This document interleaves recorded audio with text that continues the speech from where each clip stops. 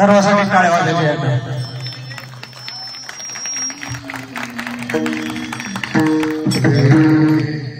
वैष्णवा संगती सुख वाटे जीवा वैष्णवा संगती सुख वाटे जीवा वैष्णवा संगती सुख वाटे जीवा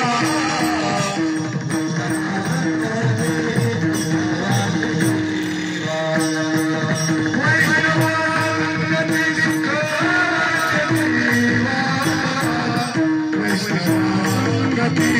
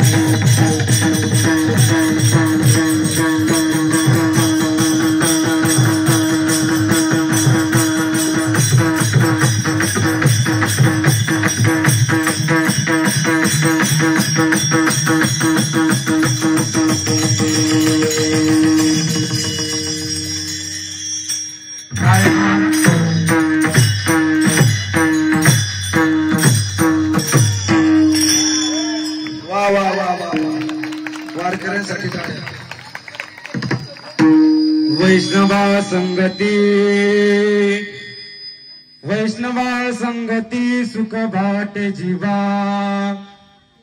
आणि कमी देवा काय नेनो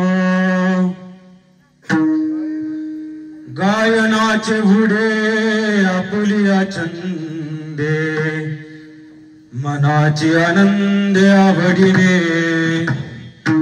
लाज भय शंका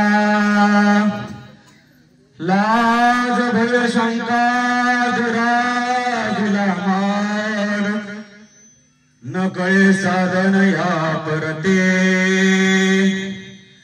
गायनाचे उडे आपुलिया छंदे मनाचे आनंदे आवडीने तुका मने आता आपुल्या आम्हा जगदिशे सांभाळावे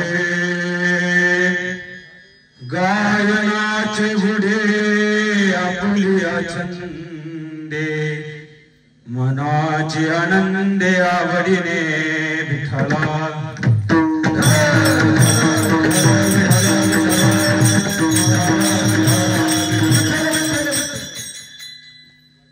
प्रस्तुत प्राप्त प्रसंगी कीर्तनरूपी सेवे करता म्हणून दाखवलेला अभंग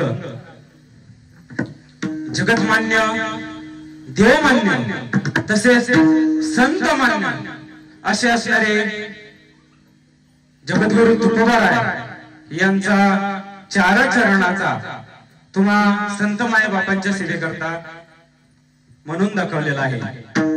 या सेवेला सुरू करण्या अगोदर छोटासा परिहार द्यायचा होतो, म्हणजे असा चालू असणारा आपला मळाई देवी सकल संत श्रीपाद बाबा सकल संत रामदास बाबा पायवारी पालखी सोहळा श्री क्षेत्र भांबर्डे ते श्री क्षेत्र पंढरपूर या मार्गस्थ जात असताना आजच्या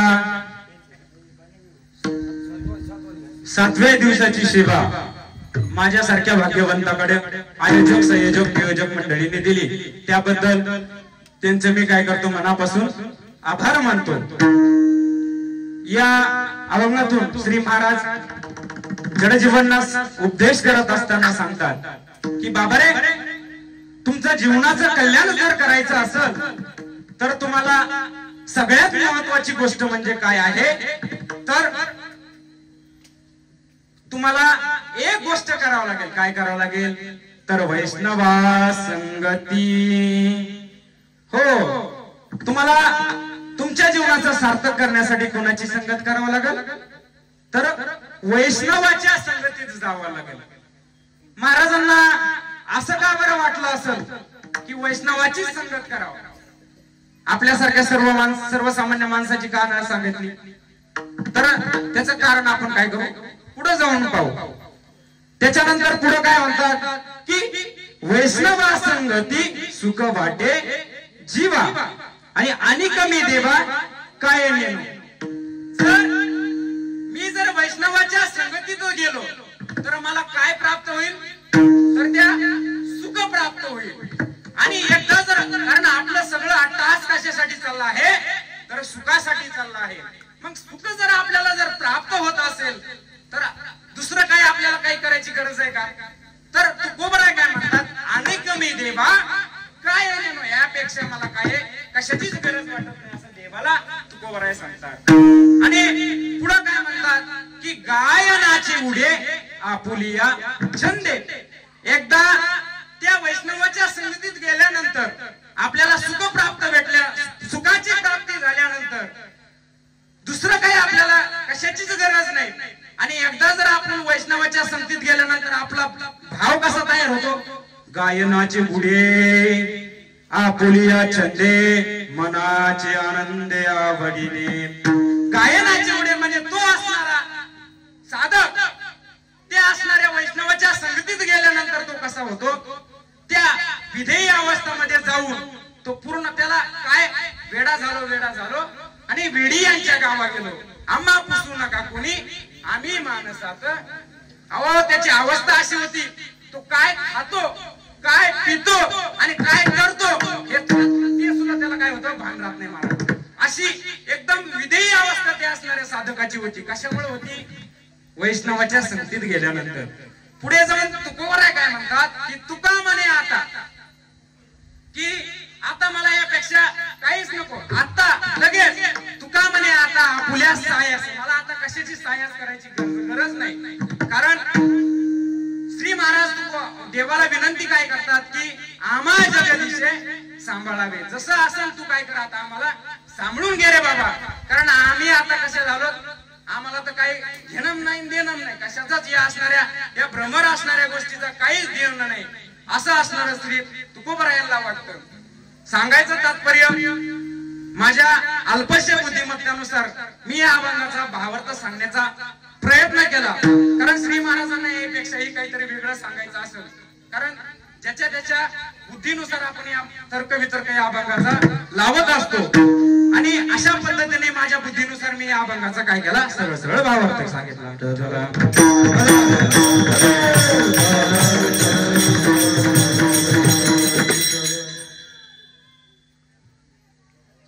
या अभंगातून महाराज सांगत असताना पहिल्यांदा आपल्याला काय बघायचंय की वैष्णवा संगत. सुरुवातीला आपल्याला काय पाहायचं आहे तर नेमकं श्री महाराज सांगत असताना काय म्हणतात वैष्णवाची संगत का करायची. आता नेमकं वैष्णव कुणाला म्हणायचं बरोबर की नाही. तर वैष्णव नेमकं कुणाला म्हणायचं हे पाठीमागे असणारे टाळकऱ्यांना का तुम्ही समोर बसलेले ना नेमकं का आपले गुरुजी रामारी महाराजांना वैष्णव म्हणायचं का.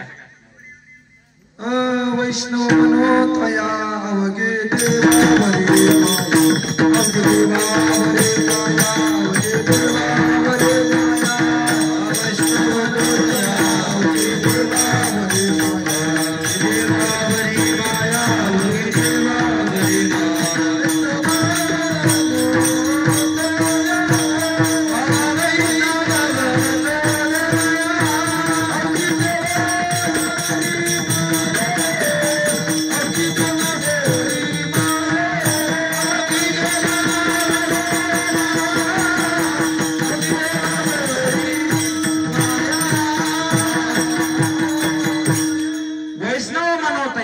अवगे देवावरे माया. अहो वैष्णवांचा भाव कसा असतो महाराज की सर्वांभूती काय करतात ते एकच कुणाला कुणाचा द्वेष करत नाही. कारण द्वेष जर केला तर त्यांना वैष्णव म्हणायचं नाही महाराज. विष्णू माया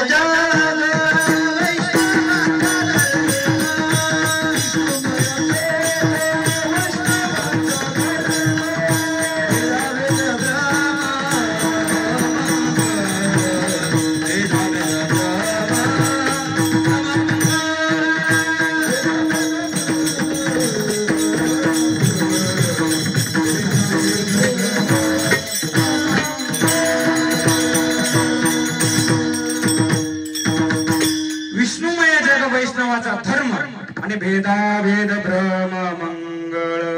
महाराज जर अंतःकरणामध्ये जर भेद असेल पुन्हा एखाद्या प्राणी मात्राविषयी जर आपल्या मनामध्ये जर कपट असेल तर त्याला वैष्णव म्हणायचं नाही. कारण तो वैष्णव होणार नाही. वैष्णव कुणाला म्हणायचं की वैष्णव जन तो तेने कही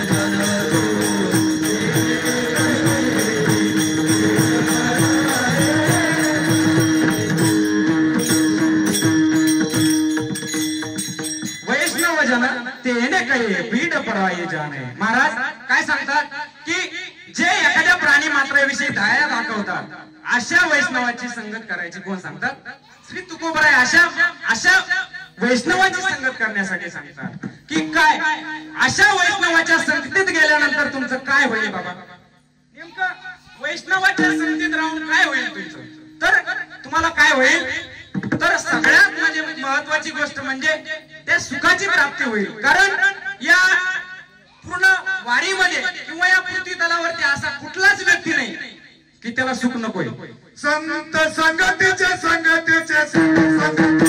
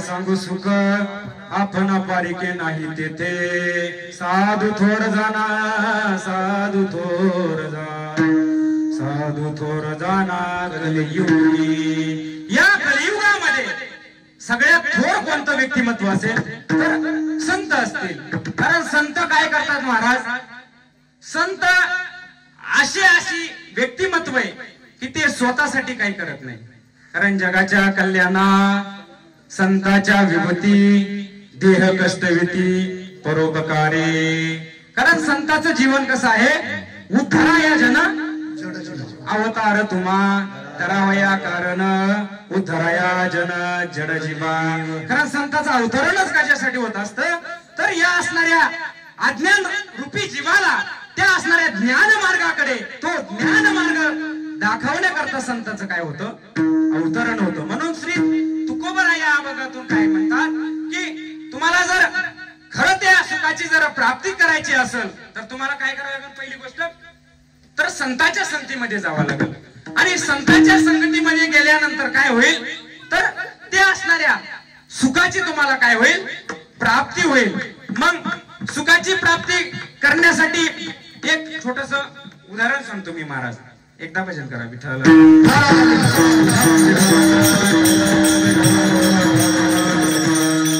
त्या संतांच्या संगतीत राहिल्यानंतर आपलं काय होतं महाराज संतांच्या संगतीचं मला काय करायचंय महत्व सांगायचंय एकदा काय झालं आमच्या संभाजीनगर जिल्ह्यामध्ये प्रतिष्ठान नगरी नावाचं एक तालुका आहे म्हणजे पैठण त्या पैठण तालुक्यामध्ये एक पूर्वी महान विभूती झाली त्यांचं नाव काय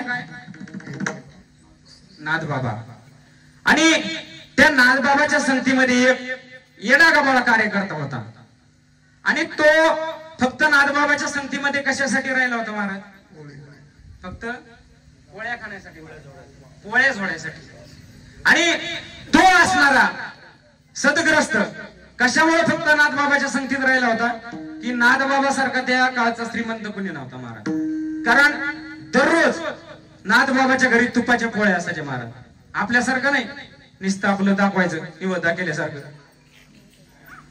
असं पूर्ण असं एकदम ते असणाऱ्या तुपाचा लेप ते असणाऱ्या पोळ्यावरती येत असत महाराज एवढं तुपाचं असणारी पोळी त्या नाथबाबाच्या घरी असायची आणि त्या असणाऱ्या सद्ग्रस्ताला माहिती झालं की नाथबाबाच्या घरी काय आहे तर दररोज काय आहे तर तुपाची पोळी आहे आणि त्या असणाऱ्या त्या भावनेने त्याने काय केली नाथबाबाची संगत केली महाराज आणि संगत केल्यानंतर दररोज काय करायचा नित्यनेमाने तो घरी जायचा आणि नाथबाबाची इथं काय करायचा फक्त पोळ्या जोडायचा असं करत असताना असे बरेच काल लोटला आणि बराच कालावधी लोटल्यानंतर नाथबाबाचं काय आलं तर अंतकाळ जवळ आला आणि त्यावेळेस नाथबाबा काय करीत होते भावार्थ रामायणाचे काय करीत होते लिखाण करत होते महाराज आणि भावार्थ रामायणाचे लिखाण करत असताना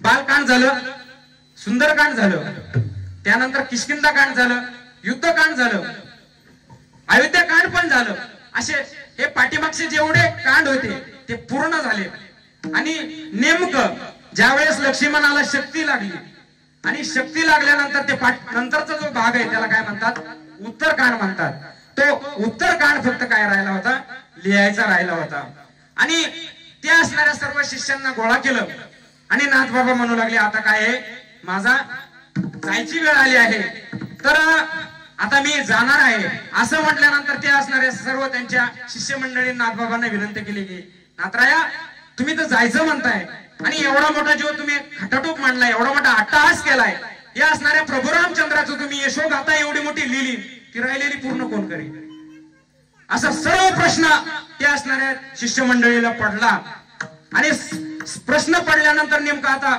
हे राहिलेलं उर्वरित कार्य नेमकं कोण करेल असं प्रत्येक असणाऱ्या शिष्यमंडळीला वाटू लागलं ह्याला वाटलं हे त्याच्या तोंडाकडे बघत आहे ते त्याच्या तोंडाकडे बघत आहे नेमकं कोण करेल आणि असं एकमेकाच्या तोंडाकडे पाहत असताना सहज नाथबाबा काय म्हणले तर राहिलेलं उत्तरकांड कोण करील हा माझा गावबा करील तर सगळ्याला आश्चर्य म्हणजे एकदम आश्चर्याची बाब निर्माण झाली की ह्या गावबाला तर काहीच येत नाही हा नेमका काय करायचा निसता पोळ्या जोडायचा महाराज आणि असं म्हणून सहज ते असणाऱ्या गावबाच्या मस्तकावरती नाथबाबांनी काय केला, हात ठेवला. लावणीय हात गुरुवाळीला माता सांगितले चिंता न करावी.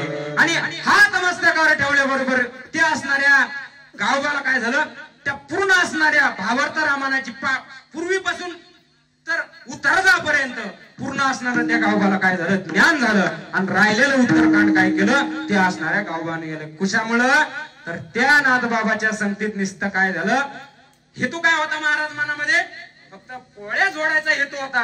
परंतु नुसत्या पोळ्या जोडायचा जर हेतू मनामध्ये असून एवढं मोठं जर कार्य जर संत करून घेत असेल, तर आपण पोळ्या जोडायसाठी आलोत का या वारीमध्ये? तर आपण या वारीमध्ये पोळ्या जोडण्यासाठी आणि नुसतं बिस्किट गोळा करायसाठी नाही आलो महाराज. त्या ज्या पद्धतीने त्या गावबाने आपलं सार्थक केलं, त्या पद्धतीने आपल्याला या वारीमध्ये आपलं काय करायचं आहे, देहाचं सार्थक करायचं असं आहे. म्हणून नाथबाबा ज्या पद्धतीने त्या गावबाची जसं त्या नाथबाबाच्या संगतीमध्ये राहिल्यानंतर त्याचं पूर्णत्वाला त्याचा देह काय झाला, पूर्णत्वाला गेला, त्याच्या जीवनाचं सार्थक झालं.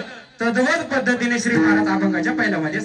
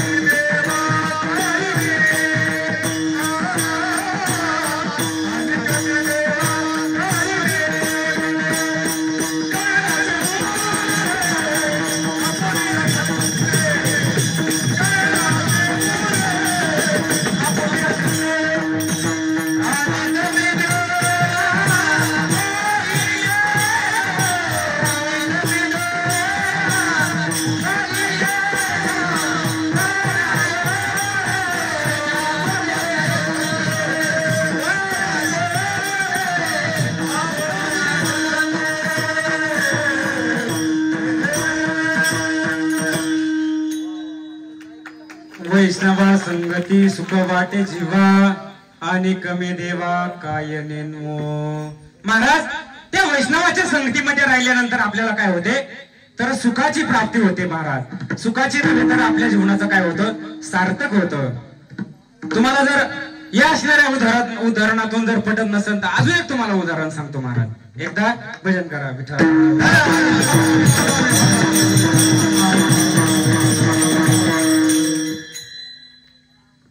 ज्यावेळेस प्रभू रामचंद्र वशिष्ठ ऋषीच्या आश्रमामध्ये अध्ययन करत असताना ज्या पद्धतीने हे आमचे बालकलाकार माऊली बाबा असतील, दयानंद बाबा असतील, यांच्या गुरुकुलामध्ये काय करतात, अध्ययन करतात. तद्वत पद्धतीने वशिष्ठ मुनीच्या आश्रमामध्ये प्रभू रामचंद्र आणि त्यांचे असणारे बंधू आणि त्यांच्याबरोबर एक केवट नावाचा एक सद्ग्रस्त काय करत होता, अध्ययन करत होता. आणि त्यानं काय केलं, ती फक्त प्रभू रामचंद्राची काय केली, ती फक्त मित्रत्व स्वीकारलं होतं महाराज. आणि प्रभू रामचंद्रासोबत तो नित्य नियमाने काय करायचा, खेळायचा, बागडायचा. आणि जे आपल्या असणाऱ्या महामुनींनी जे अध्ययन दिले तो करण्याचा प्रयत्न करायचा. परंतु तो जरा ज्ञानामध्ये काय होता, कमकुवत होता महाराज. ज्ञान, कारण सगळ्याला ज्ञान प्राप्त होईल असं नाही, कारण ज्याच्या त्याच्या बुद्धीनुसार महाराज ज्ञान ग्रहण करत असतो. कोणाची एकदम तीक्ष्ण बुद्धी असते, कारण सांगितल्याबरोबरच त्यांना काय होतं, प्राप्त होतं महाराज. आणि तसंच तो असणारा केवट, त्याला एवढी बुद्धी ग्रहण करण्याची त्याच्या म्हणजे बुद्धीमध्ये क्षमता नव्हती. म्हणून जेवढं तुटकी मुटकी जेवढं करता येईल तो करण्याचा प्रयत्न केला. आणि पूर्ण अध्ययन करून तो असणाऱ्या आपल्या ग्रामामध्ये गेला. आणि ग्रामामध्ये गेल्यानंतर ज्या वेळेस कैकेयी माताने आपल्या असणाऱ्या मुलाला गादी आणि प्रभू रामचंद्राला वनवास दिला, असे 2 वर ते असणाऱ्या आपल्या पतीकडे मागितल्यानंतर प्रभू रामचंद्र काय झाले, वनवासाला निघाले महाराज. आणि वनवासाला निघाल्यानंतर ते असणाऱ्या निषिद्ध, बरोबर आहे, ते असणाऱ्या केवटाचं ग्रामाचं नाव काय होतं, निषिद्ध. त्या निषिद्ध राजाच्या नगरीमध्ये काय झालं, तो प्रभू रामचंद्र त्या नगरीच्या जवळ आले. आणि जवळ आल्यानंतर त्या असणाऱ्या केवटाला वाटलं कोणतरी शत्रू आपल्यावरती चाल करून आलाय, म्हणून ते आपल्या असणाऱ्या सर्व सवंगड्याला सांगितलं की आपल्या राज्यावरती काय आलं, आता संकट आलंय. म्हणून सगळे तयारीने त्या असणाऱ्या म्हणजे त्यांच्यावरती चाल करण्यासाठी आले. परंतु काही कालांतराने काय झालं, त्यांना कळलं की हे आपल्यावरती संकट नाहीये, हे कोणी दुसरे साधू महात्मे दिसतात. कारण प्रभू रामचंद्रांनी त्या असणाऱ्या वनामध्ये जात असताना फक्त काय परिधान केलं, तर वल्कल परिधान केलं. वल्कल म्हणजे झाडाची साल. आणि असा वेशभूषा असणारा प्रभू रामचंद्र ते असणाऱ्या वनवासाला निघाला. आणि ते दृश्य पाहिल्यानंतर तो केवट प्रभू रामचंद्राच्या जवळ आला आणि सगळे विचारपूस झाली.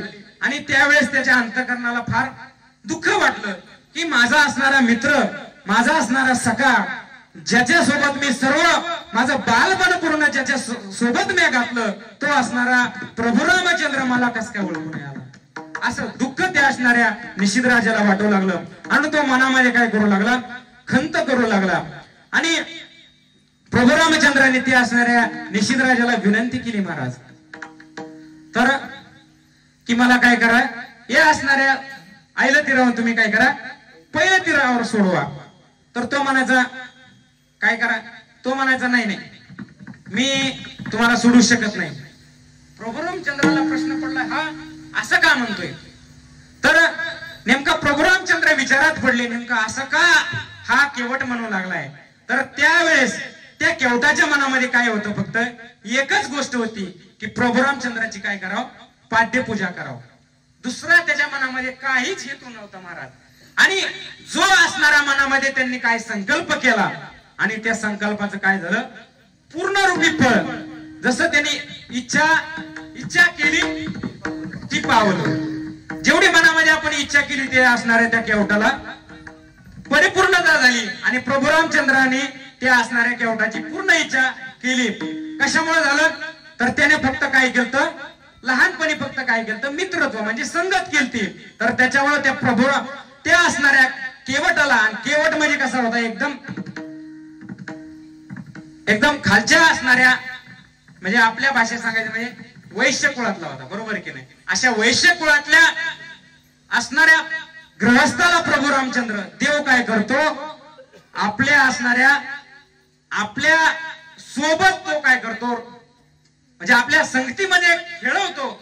एवढा अधिकार काय होतो, फक्त संगत केल्यामुळे होतो. आणि हेच श्री तुकोबराय काय म्हणतात की संगतीत राहिल्यानंतर त्या असणाऱ्या देवाची काय होते, प्राप्ती होती महाराज.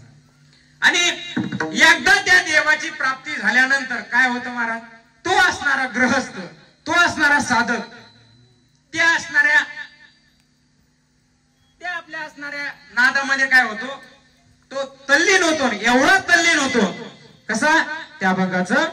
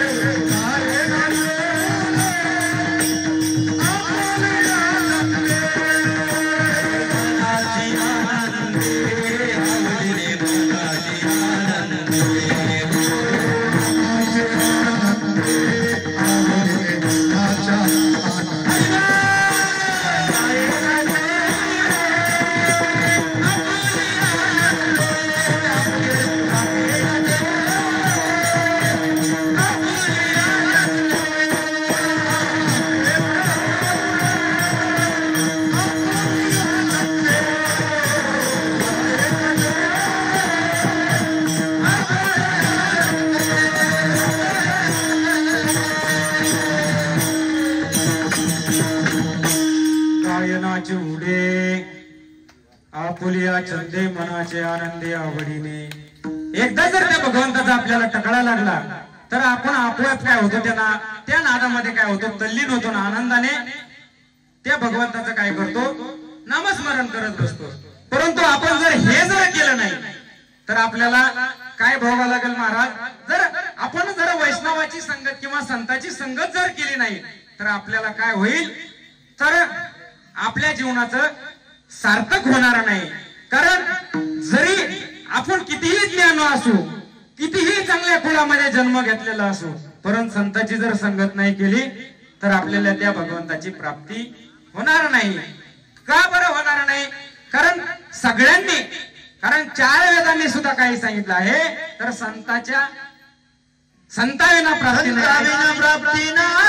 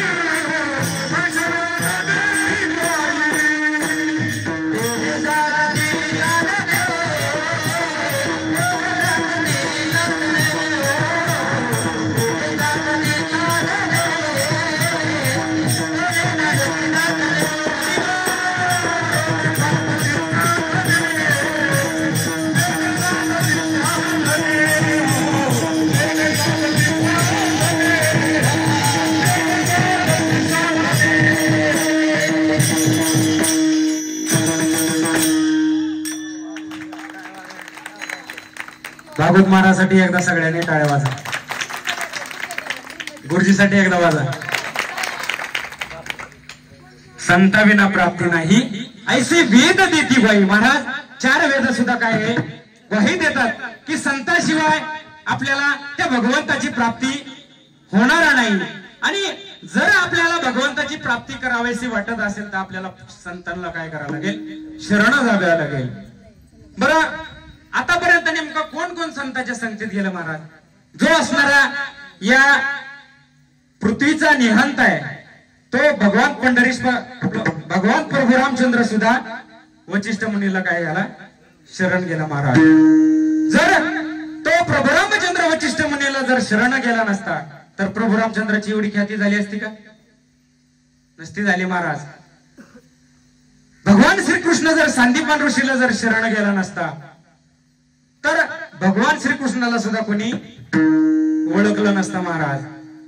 जो असणारा आपण म्हणतो त्रिगुणात्मक त्रैलोक्य दत्त हा जाना, तो भगवान दत्तात्रेय अत्रि ऋषीला जर शरण गेला नसता तर दत्तात्रेयाला कोणी ओळखलं असतं का महाराज?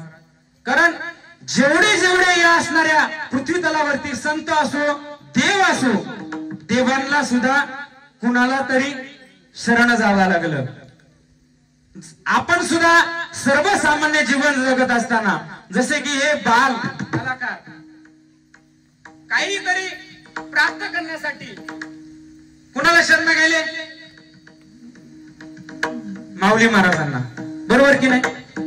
कारण त्यांना काय करायचं आहे, तर ते अध्ययन काय करायचं आहे, तर ग्रहण करायचं आहे.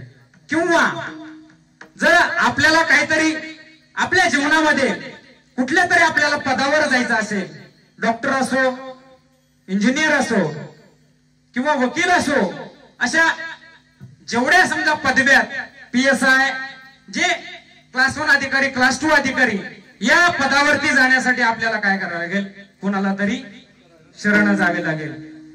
आणि आपण त्या असणाऱ्या गुरुजीला जर शरण नाही गेलो तर आपल्याला नेमकं काय कळल? आई कशाला म्हणायचं, ABCD कशाला म्हणायचं, हे कळल का बाळा तुम्हाला? जर तुम्ही गुरुजीला शरण गेले नाही तर कुठल्याही व्यावहारिक दृष्टिकोन बघितला किंवा पारमार्थिक जर दृष्टिकोन पाहितला, दोन्ही गोष्टीत आपल्याला काय करायला लागेल, आद्य कर्तव्य काय आहे, तर शरणच जावं लागेल. कारण तन मन जीवे शरणासी लागावे, अगरात करावे, दासस्व सकळ पूजा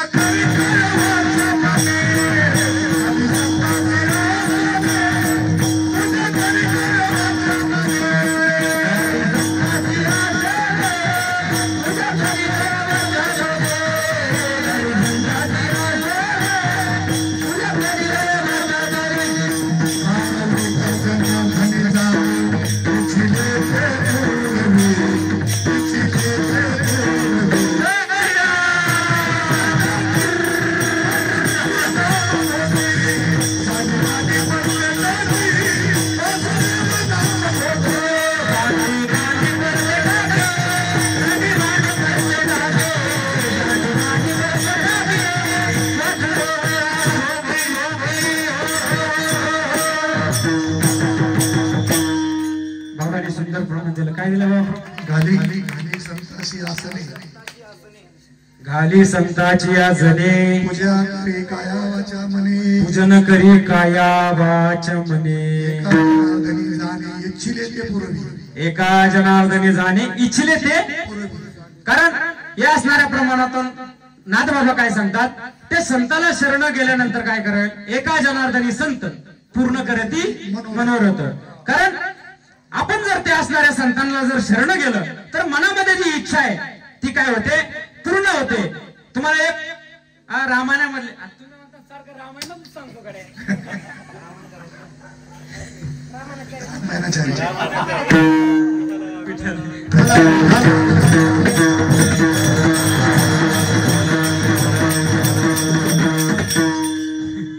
ज्या वेळेस प्रभू रामचंद्र सीता शोधण्यासाठी लंका नगरीच्या आयला तीरावर त्या समुद्राच्या अलीकडे आले आणि अलीकडे आल्यानंतर त्यांना प्रश्न पडला ही शतकोटी योजना असणारी नेमकी जो समुद्र आहे तो कसा पार करावा असा प्रभू रामचंद्राच्या मनामध्ये प्रश्न निर्माण झाला तर त्यावेळेस सगळ्यांनी युक्त्या प्रयुक्त्या लढवल्या आणि त्या मनामध्ये आलेल्या प्रश्नाचं निवारणच होईना नेमकं आता काय करावं कारण एवढं मोठं वानर सैन्य घेऊन प्रभू रामचंद्र त्या असणाऱ्या समुद्राच्या अलीकडे आलेले आहे आणि त्यावेळेस सगळ्या कुठलीही गोष्ट संवादातून काय होते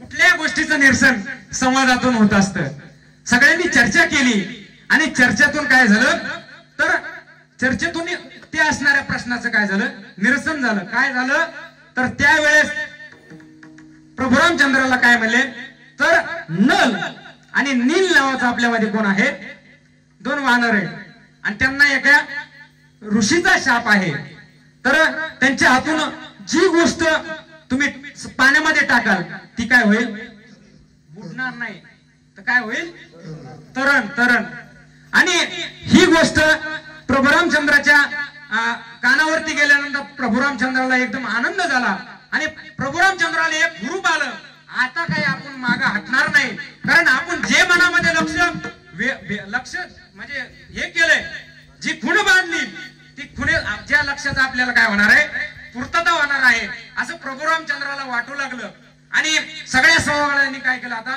तयारी केली कशासाठी सेतू बांधण्यासाठी आणि सेतू बांधत असताना सगळे सेतूला तयारीला लागले आणि तयारीला लागल्यानंतर सगळ्यांनी पूर्ण काम दररोजचे दररोज करू लागले आणि काय काय झालं पूर्ण सेतू बांधला परंतु फक्त 49 योजन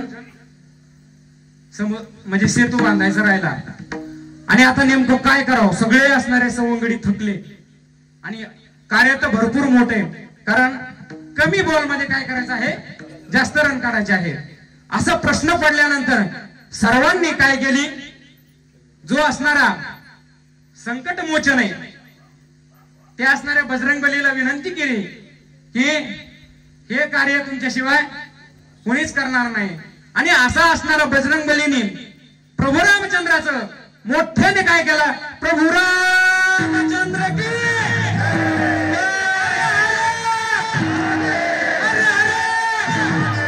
असं असणारा ते असणाऱ्या पूर्ण त्या असणाऱ्या समुद्रावरती काय केलं नाद घुमला आणि त्या जय जयकारामध्ये त्या असणाऱ्या बजरंगबलीने उड्डाण केली आणि 7 योजन असणारे काय केले 7 सप्त शिखर आणले 7 49 आणि हे राहिलेलं कार्य कुणी केलं तर ते असणाऱ्या माझ्या हनुमंतरायाने केलं कशाच्या जीवावर त्यांनी प्रभू रामचंद्राचं काय केलं दास्यत्व स्वीकारलं होतं महाराज आणि एवढं जे कार्य होऊ शकत नव्हतं ते कार्य फक्त दास्यत्व स्वीकारल्यामुळे ते कार्य झालं परिपूर्ण झालं त्याच्यामुळे काय करायला पाहिजे आपण आपल्या जीवनामध्ये काय करायला पाहिजे दास्यत्व स्वीकारलं पाहिजे कारण तुम्ही पाहताय का नाही पाहताय हे तुमचा प्रश्न आहे ज्याच्या त्याच्या डोळ्याचा भाग आहे जशी वारी निघली तशी बाबांची तुम्ही बाबाचा नित्यक्रम तुम्ही पाहत नाही बाबा नित्य नेमाने काय करतात की जे काम असेल मग टेम्पो मध्ये सामान भरल्यापासून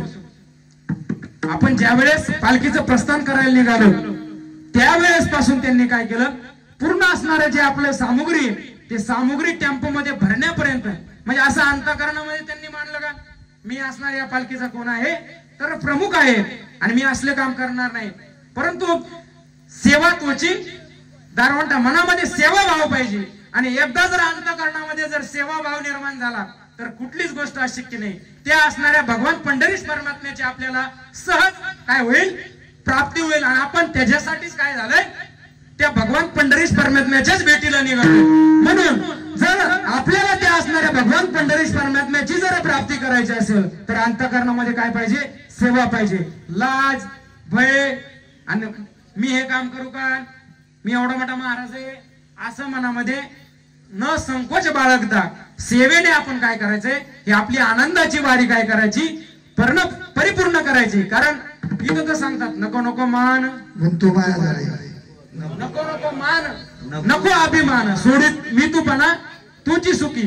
कारण अभिमानाने आता तो विषय लांब आहे, कारण आपल्याला वेळ कमी आहे.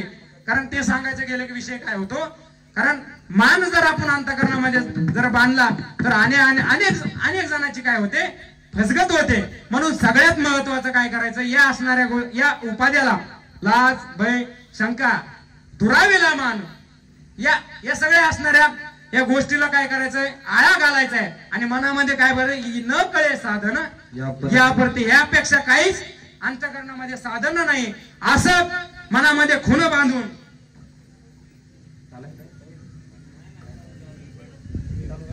नाही. ते मगापासून मला खुणवते ते काय होते त्यामुळे बोलवायला, तर मनामध्ये खूण बांधून ते असणाऱ्या भगवंताच्या काय करायचं, आपल्याला दरबाराकडे जायचंय. आणि आनंद नाचत गाचत काय करायचंय, त्या भगवंताला आपल्याला प्राप्त करण्यासाठी जायचंय. मनामध्ये कसलाच संकोच बाळगायचा नाही. कारण तुम्ही जर मनामध्ये संकोच बाळगता, कारण नेमकं तुमचं परमार्थही होणार नाही आणि तुम्ही जे पाठीमागं सोडून आलाय ते सुद्धा अधुरच राहील. कारण प्रपंच नीट होणार नाही.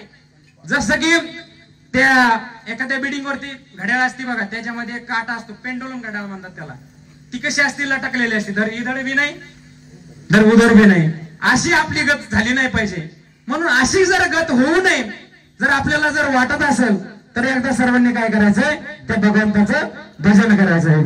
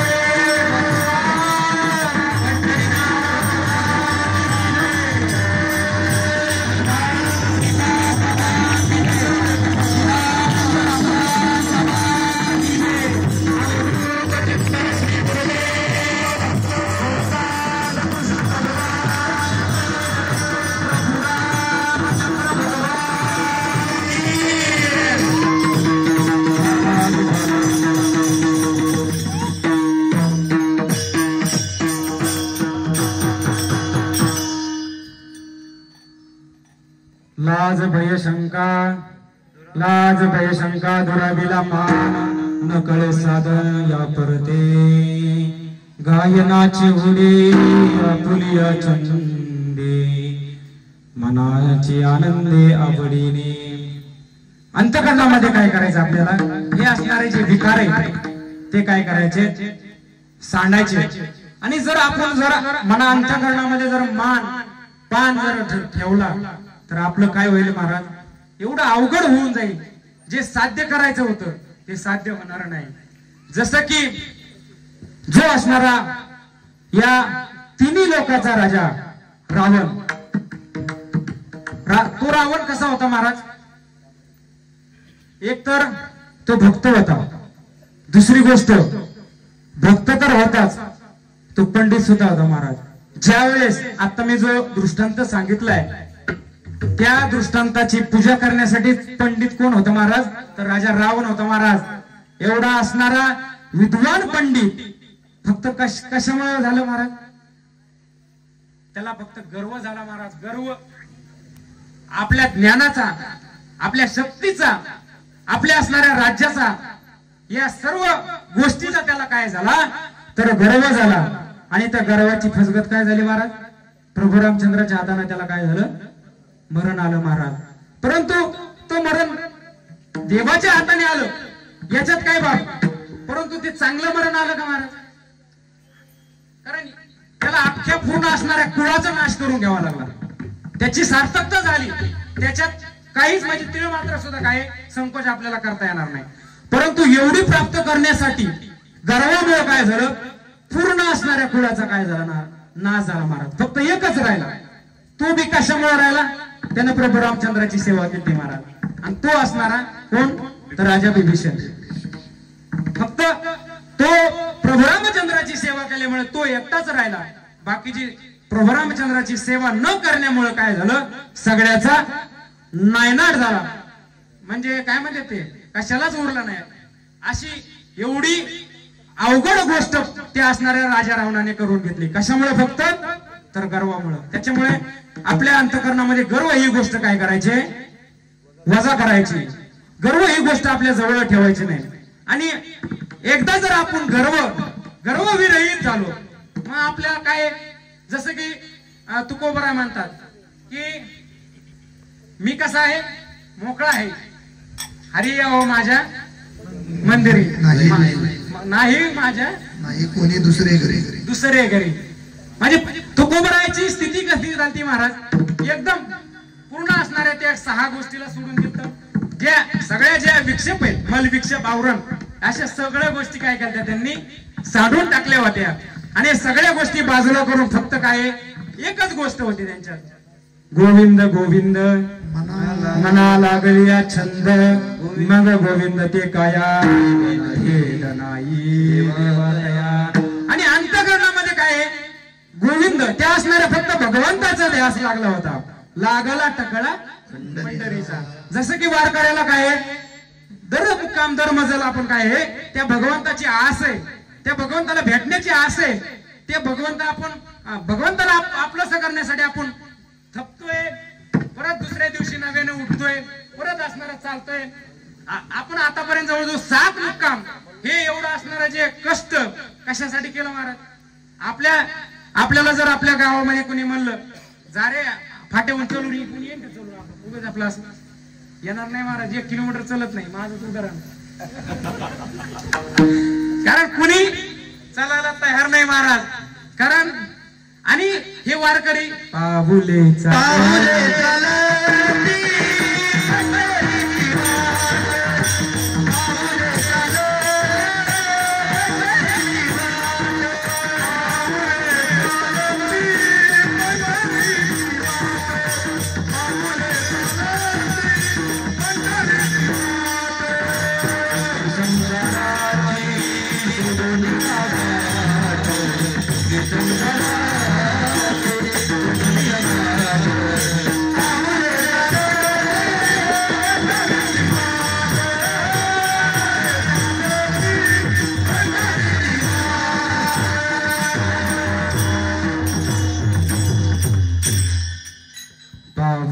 चालती पंढरीची वाट, पाऊले चालती पंढरीची वाट, सुखी संसाराची सोडनिया वाट, सुखी संसाराची सोडनिया वाट,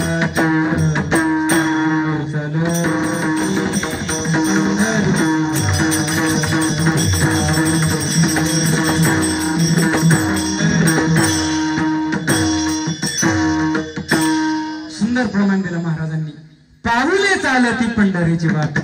कारण आपण काय त्या भगवान पंढरीच्या काय वाटेकडे दर मुक्काम दर मजल काय आनंदाच्या वातावरणामध्ये काय त्या भगवंताच्या भेटीला निघालेलो आहे महाराज। आणि तेवढीच आस घेऊन आपण काय झालंय निघालो, आणि तेवढीच आस घेऊन काय करायचं आहे निघायचं आहे.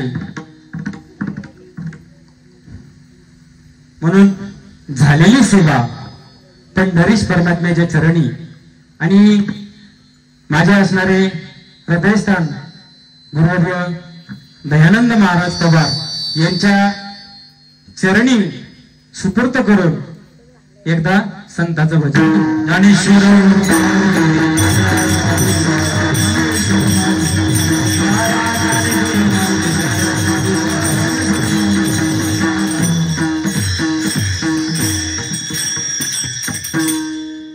या सेवेसाठी माझ्यासारख्या एका छोट्याशा कलाकाराला साथ करण्यासाठी महाराष्ट्रातील दिग्गज कलाकार मंडळी त्यापैकी ज्यांनी मला मृदुंगाला साथ केली असे असणारे आमचे गुरुतुल्य, मी प्रेमाने त्यांना काय म्हणत असतो, गुरुजी म्हणत असतो, असे असणारे रामहरी महाराज उगले आपल्या बालकलाकारांना पकवाज शिकवण्याचं काम करतात. त्यानंतर माझे पूर्ण गुरुबंधू त्याच्यामध्ये ज्यांनी गायनाला साथ केली ते गाणं कोकिळा संगीत विशारद भगवत महाराज रिंगणे, त्याच्यानंतर संगीत विशारद गोपीचंद बाबा गुंजकर, त्याच्यानंतर मी नेहमी कीर्तनात प्रत्येक कीर्तनात ठामपणे सांगत असतो. त्यांना मग अशी म्हणलं होतं, ते म्हणले होते मला थोडा तब्येत बिघडली, पण त्यांना म्हणलं मला तुमच्याशिवाय कीर्तन करताच येत नाही, म्हणून माऊली येतात त्यांना विनंती केली की तुम्ही नका का माईक घ्यायला पण उभा राहा, मला कसं जरा सपोर्ट येतो. असे असणारे आमचे गुरुतुल्य माऊली महाराज पवार, त्यांनी सुद्धा चांगल्या पद्धतीने उत्कृष्ट मला साथ केली. इकडं सगळ्यात ज्येष्ठ वारकरी असणारे ज्या पद्धतीने ज्यावेळेस छत्रपती शिवरायांना कोंढाणा काबीज करायचा होता त्यावेळेस तानाजी मालवसरेंची एकदम परिस्थिती एकदम बिकट झाली, म्हणजे त्यांच्या जीवामध्ये त्राणच राहिला नव्हता, पूर्ण हात छाटले होते, पूर्ण एकदम परिस्थिती नाजूक झाली आणि सगळे असणारे मावळे काय झाले, सैराबैरा पळू लागले यवनांचं सैन्य पाहून. त्यावेळेस 80 वर्षाचे शेलार मामा एकदम धाड त्यांनी गर्जना केली, अरे भेगडाच्या अवलादानं काय पडणार, असं असणाऱ्या शेलार मामानं गर्जना केली आणि तो असणारा कोंढाणा काबीज केला. असेच आपले असणारे शेलार बाबा म्हणजेच आपले जावळे बाबा वेळोवेळी त्यांचं पूर्ण असणाऱ्या या दिंडी सोहळ्याला त्यांचं मार्गदर्शन असतं, गायनाला साथ असते, थकत नाहीत. आणि सगळ्यात महत्वाचं म्हणजे ज्यांचं मला नेहमी मार्गदर्शन असतं, आमचे असे भुजबळांना असतील, हरिभक्तपरायण तात्या महाराज गिरे असतील, सुदामाप्पा मुंडेकर असतील, आपल्या पालखी सोहळ्याचे विश्वस्त बाळासाहेब महाराज चौगुले, आणि सगळ्यात महत्वाचा आभार म्हणजे ज्यांच्यामुळं मी इथं उभं राहण्याचं माझ्या म्हणजे पात्रता निर्माण झाली का नाही ती म्हणत नाही, ते आपलं म्हणतो, असे असणारे माझे गुरुवर्य हरिभक्तपरायण दयानंद महाराज पवार, त्यांचं सुद्धा मी मनापासून आभार मानतो, कारण त्यांनीच मला घडवलं. कारण सगळ्या पूर्वीचा इतिहास आमच्या गावकऱ्यांना माहिती, तो काय सांगणार नाही, कसा होतो काय होतो, ती म्हण नाही क्या हो काय होता असं तू काय झाला असं तू अशी तसं त्यांना माहिती गावकऱ्यांना कसा होतो मागचा.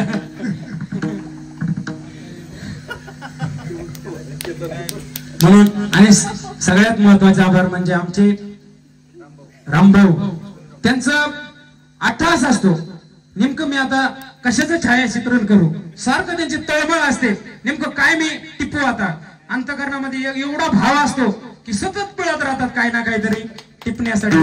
असे ईश्वरी रॉकस्टार चॅनलचे सर्वेसर्वा रामभाऊ जोरवेकर, त्यांच्यासाठी एकदा मनापासून टाळ्या वाजायच्या. आणि सर्वांनी काय करायचंय, रॉकस्टार चॅनलला काय करायचंय, सबस्क्राईब करायचंय आणि बेल आयकॉनला टिंग असे. आणि ज्यांनी म्हणले महाराज जरा तब्येत बरी नव्हती, मधून जर पळाला की दोघं, कारण सगळ्यांना माहिती माझी थोडी जरा तब्येत बरी नव्हती, परंतु आज नाव होतं म्हणून जशी गुरुवरांनी बुद्धी दिली तसं करण्याचा प्रयत्न केला. आणि ज्यांनी हे आपले असणारे वारीचे हे खरे आधार आहे. कारण दिवसभर त्यांचं काय सतत चालू असतं, नीट चला रे, परंतु एकही वारकरी त्यांचं ऐकतं का महाराज? वारकऱ्यांनी उद्यापासून ठरवायचं, ह्यांचं मनाची गरज पडली नाही महाराज. आपण आपलं ठरवायचं. दैन आज झोपताना विचार करायचा महाराज, आपल्याला उद्या हा भंग म्हणायचा आहे, ह्या पद्धतीने आपल्याला वारीमध्ये चालायचंय, असं मनामध्ये खून बांधूनच वारीमध्ये चालायचंय. आणि ज्यांनी जितका वेळ झाला तितका विना सांभाळला असे असणारे नाथा तात्या गिरे, त्यांचं अंतःकरणापासून आभार. आणि ज्यांनी माझा आवाज तुमच्यावरती पोहोचवला असे आमचे गुरुबंधू विद्यानंद महाराज पवार, त्यांनी सिस्टीमला साथ केली, त्याबद्दल मस्तपैकी आवाज दिला, त्यांचाही आभार. आणि सगळ्यात महत्वाचा आभार म्हणजे तुमचं. तुम्ही ऐकलं नसतं तर मी कोणाला एकटाच बडबड केली असती का? त्याच्यामुळे तुमचं सुद्धा आभार. आणि सगळ्याचा आभार विठ्ठल जय जय